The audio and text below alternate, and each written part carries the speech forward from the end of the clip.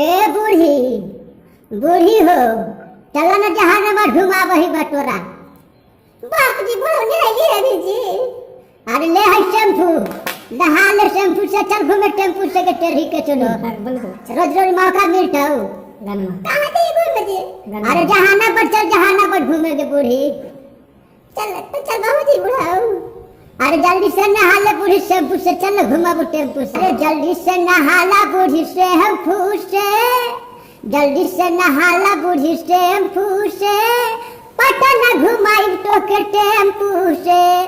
जल्दी से नहाला बूढ़ी शैम्पू से कुरठा घुमाई तो के टेम्पू से।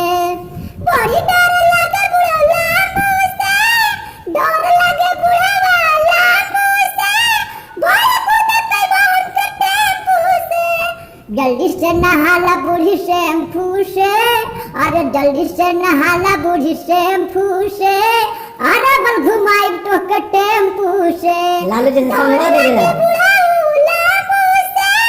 बड़ी डर लगे बुढ़ावा मुझसे बड़े कूदे पे बाहर के टेम्पू से। लालू जी समझा दे रहा उधर के सिया में गोडर लगा लो कारी कारी अखिया में सूरा मस्त जालो कसिला तू झूला के कले हम पूछे कसिला तू झूला के कले हम पूछे जहानाबाद घुमाई बूढ़ी टेम्पू से।